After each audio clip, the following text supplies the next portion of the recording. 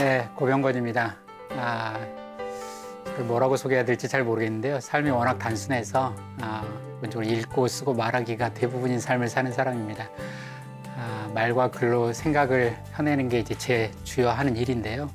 지금은 노들 장애인 야학에서 학생들하고 책 같이 읽으면서 지내고 있습니다.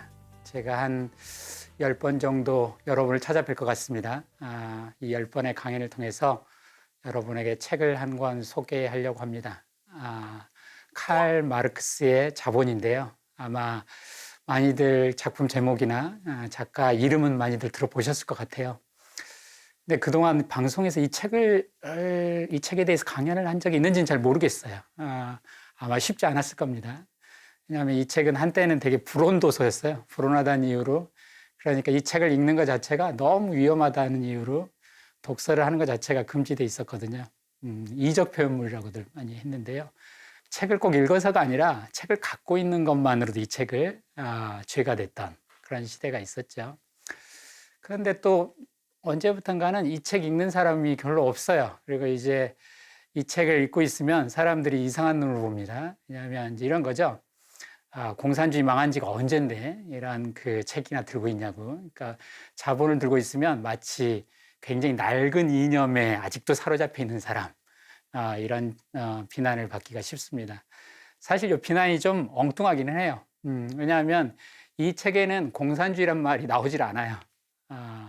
이 책에 가장 많이 나오는 말은 자본주의적 생산 양식이란 말이에요.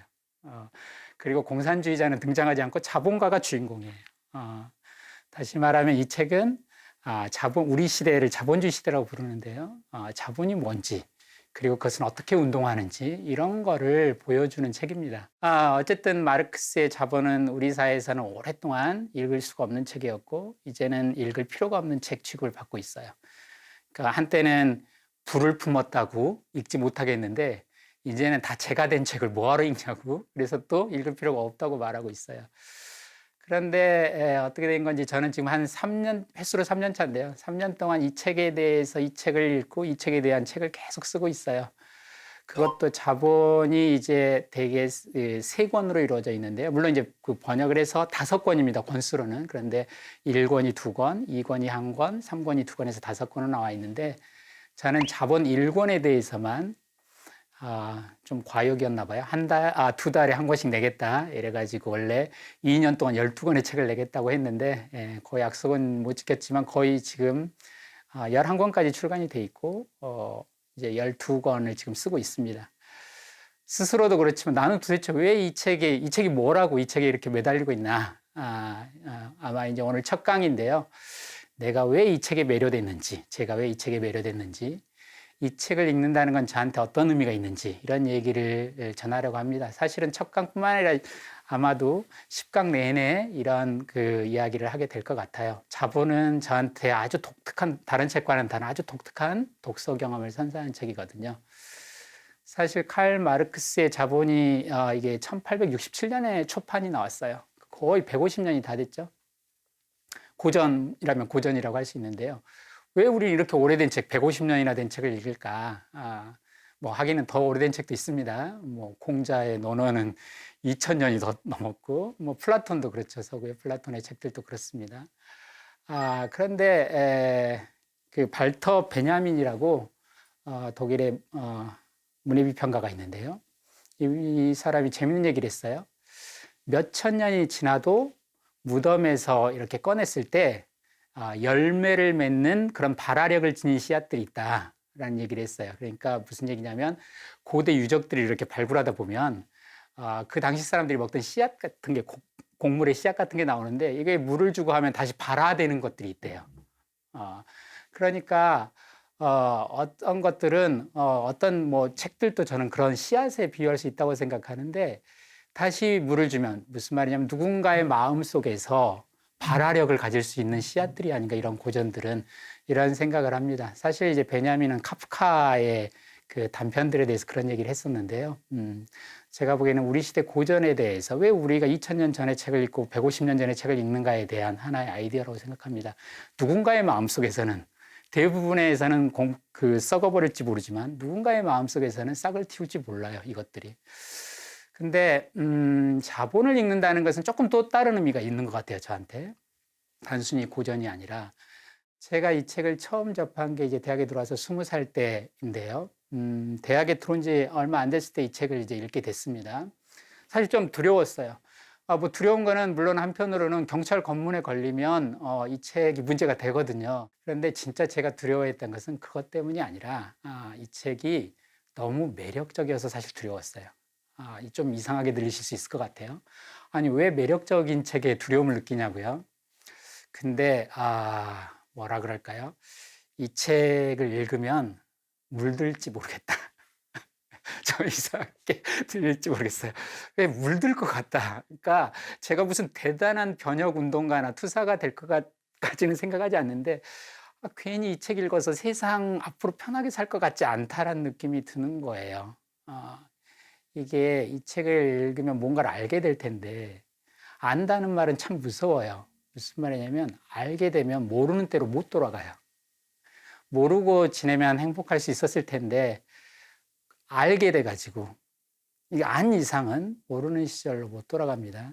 제가 종종 얼마 전에 참 50주기였네요. 전태일 열사 얘기를 많이들 하는데 전태일 열사가 만든 모임 중에 바보회라는 모임이 있어요. 정말 위대한 모임이라고 생각합니다. 세상의 바보들은 절대 만들 수 없는 모임이에요. 왜냐하면 바보는 자기들이 바보인 줄 모르거든요. 바보였던 걸 안 사람, 우리 바보였다고. 전태일 열사가 마지막에 이제 분신을 하는데 그거에 대해서 여러 해석이 있어요. 어떤 사람은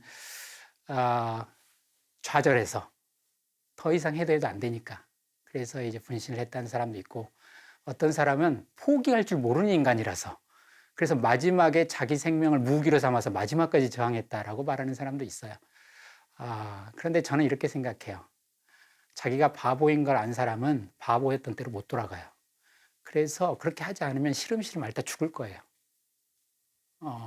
이제 근로기준법도 알았고 세상에 이러면 안 된다는 걸 아는데 그 몰랐던 시절로 돌아가서 일을 할 수가 없어요, 이제는.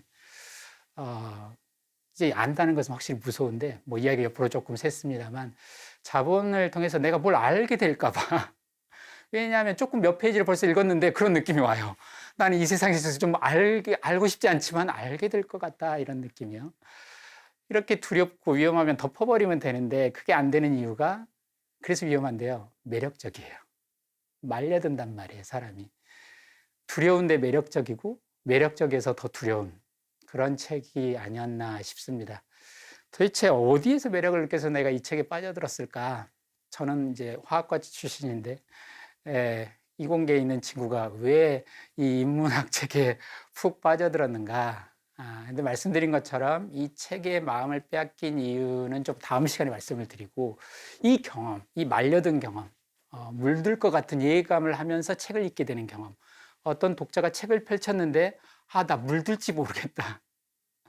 라는 걸 예감하면서 읽는 책의 경험. 이 경험이 사실 제가 느끼기에 우리 시대에 조금 많이들 이제 사라진 느낌이 있어서 이 경험에 대해서 한번 환기를 하고 싶습니다. 그 시대, 그 시대라고 하니까 이상하네요. 라떼는 뭐 이런 느낌 들어서 꼰대 같은 느낌이 드는데 책에 대해서 뭔가 책을 읽는다는 것이 아주 특별했던 시대가 있었던 것 같아요. 80년대 90년대 초반 정도까지 뭐 더 거슬러 올라갈 수도 있다고 봅니다. 70년대에도. 다만 이제 지금은 그 경험이 뭐였는지를 납득하기는 쉽지는 않을 것 같아요. 제가 무언가 있다라고 말했던 이 무언가는 책에 대한 믿음에 대한 것인데요. 책이 사람을 바꾸고 세상을 바꿀 거다라고 하는 믿음. 사람들이 그런 믿음을 갖고 있었던 것 같아요. 이거 대학에 들어오면 이제 보통 시각 교정용 책이라고 하는데요. 탈색한 책, 영어로 unlearning이라고 하나요? 네가 배운 건 틀렸어. 그거 탈색해야 돼. 지금까지 학교에서 배워온 거.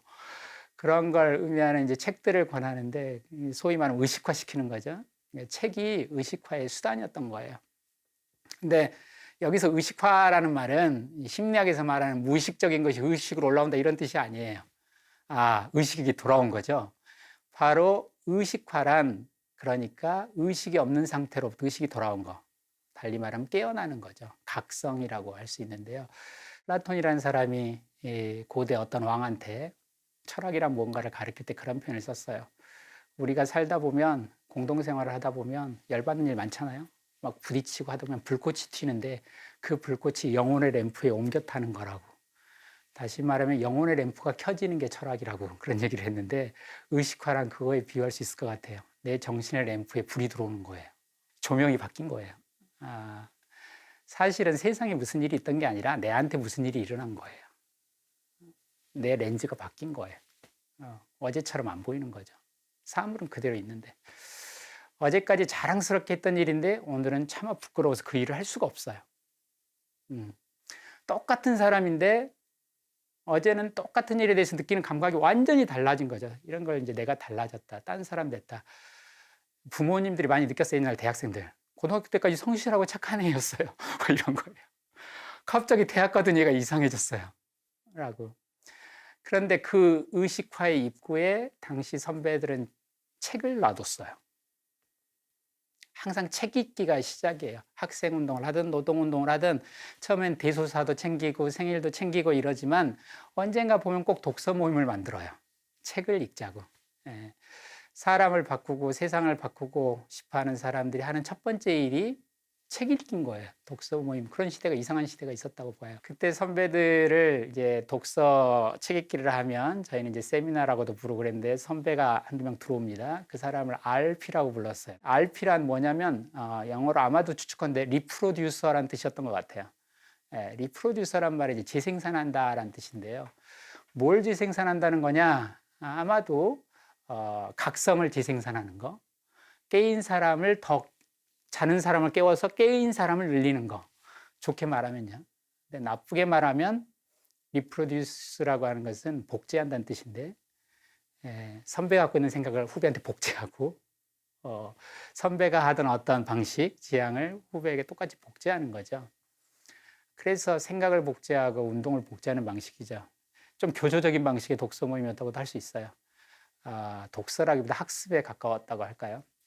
근데 제가 이런 독서가 좋았다고 말하려고 하는 건 아니에요. 사실 독서란 이렇게 말할 수 있어야 돼. 나의 독서는 나의 독서다. 동어 반복 같잖아요. 이게 동어 반복이 아니에요. 여기 근데 컵은 컵이다 그러면 동어 반복이에요. 뭐 하나만 한 말이죠. 그러나 독서와 관련해서 너의 독서는 너의 독서냐라고 묻는 것은 동어 반복이 아니에요. 중요한 말이에요. 책을 읽는다라고 말하는 것은 자기가 읽었다고 말할 수 있는 뭔가를 필요로 합니다. 그런 점에서 그런 학습형 독서가 좋은 건 같지는 않아요. 그런데도 왜 이 얘기를 제가 하느냐? 일본의 그 문학비평가이기도 하고 중문학자인데요. 다케우치 요시미라는 분이 있어요. 돌아가셨는데, 그러니까 그 1930, 40년대 활동, 뭐 50년대 활동하셨던 분인데, 어쨌든 이 사람이 그런 얘기를 했는데 제가 상당히 마음에 드는 문장 하나가 있어요. 뭐냐면 어떤 창조적 사상이 되기 위해서는 불 속에서 쌀알을 주워오는 모험을 감수해야 한다. 굉장히 무서운 말인데요. 불 속에 네 먹을 것을 불 속에서 꺼내와야 한다라는 거예요. 뭐 이렇게까지 거창하게 제가 제 이야기를 할 생각은 아닌데 과거의 독서에는 우리가 좀 모험을 감수하면서 꺼내와야 할 쌀알 같은 것이 있다라는 생각이 듭니다. 위험 속에서 우리가 먹을 것을 찾을 수 있다. 여기 뭔가 중요한 게 있다. 이걸 버릴 수가 없는 뭔가가 거기 있다라는 생각이 들어요. 그게 뭐냐? 아까 말씀드린 그거예요. 책에 대한 믿음. 독서에 대한 믿음. 이 책을 너한테 주는데 이 책을 읽으면 너는 아마 혼동에 빠질 것이고 너는 아마 어떻게 변할지도 몰라. 혹은 이 책을 읽는 사람이 많아지면 세상이 조금 다르게 바뀔 수 있을지도 몰라. 이런 믿음이 있었던 거죠. 재밌는 거는 근데 이 믿음을 운동권 학생들만 갖고 있었던 게 아니라는 거예요. 공안기관도 갖고 있었어요. 이 믿음을, 책에 대한 믿음을. 이상하게 들리실지 모르겠지만 당시에 공안 사건 중에 독서회 사건이 참 많았어요. 그 송강호 씨 주연했던 그 변호인이라는 영화도 보면 책 읽어서 문제가 된 사건을 다루고 있어요. 뭐 이에치카의 역사란 무엇인가라니 그 독서회 사건이요. 그러니까 공안기관도 책을 읽으면 사람이 바뀌고 세상이 변할지 모른다. 따라서 책을 함부로 읽게 해서는 안 된다. 이런 생각을 갖고 있는 거예요.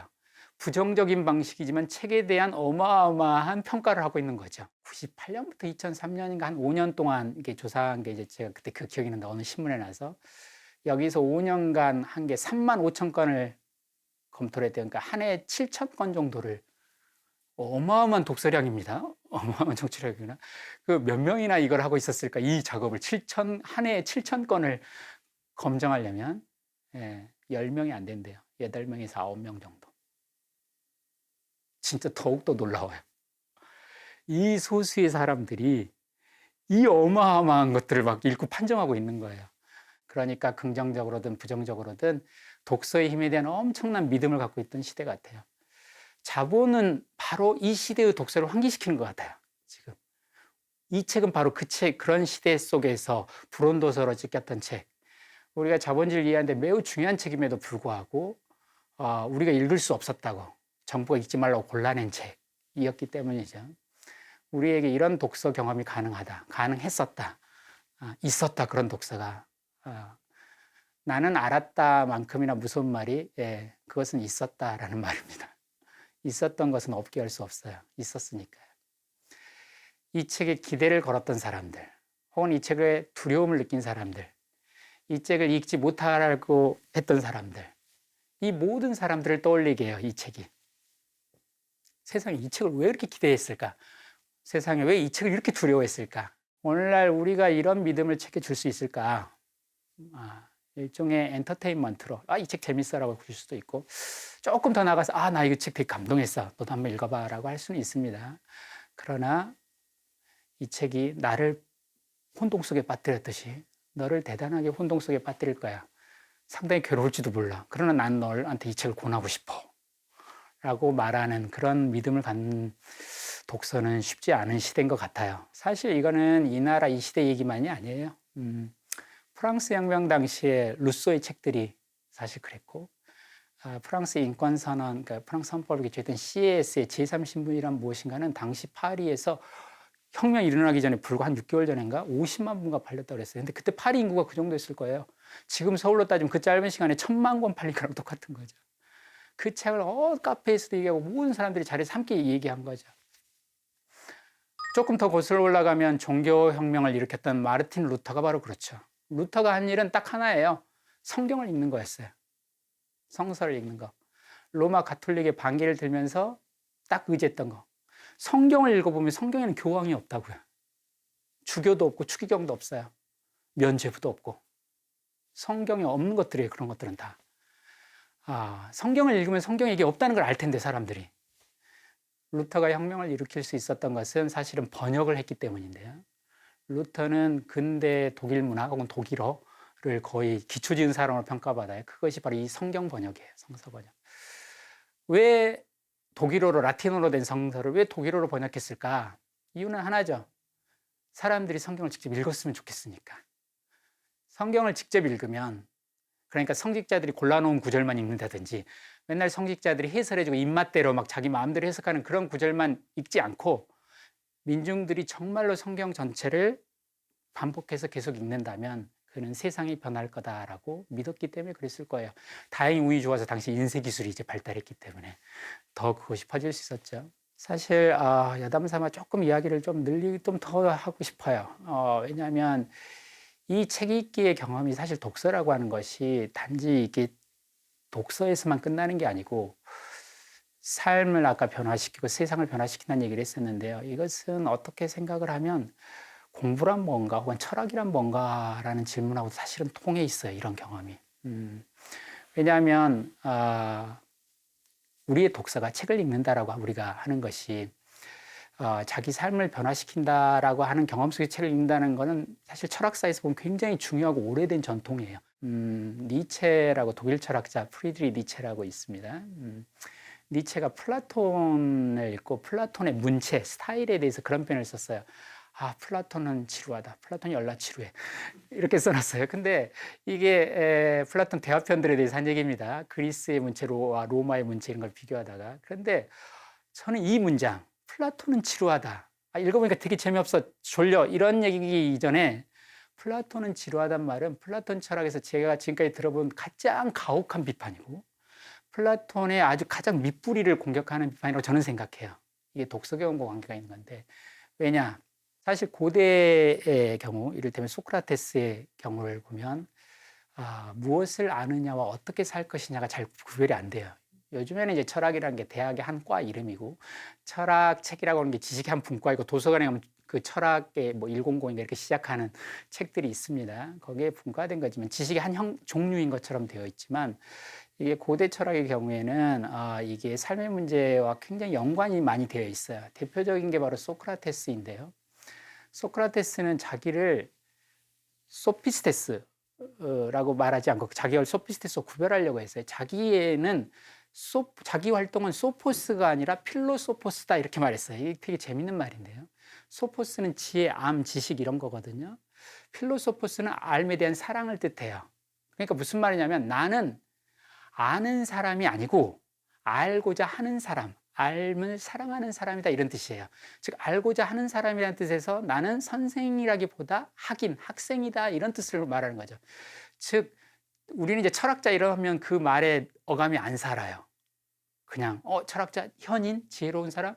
그게 아니고 철학자란 그냥 배우는 사람, 진리를 얻고 싶어서 그쪽으로 다가가고 싶은 사람 이런 뜻이에요. 그러니까 아는 사람이라는 뜻이 아니라 아직 알지 못하지만 알고자 하는 사람이라는 거죠.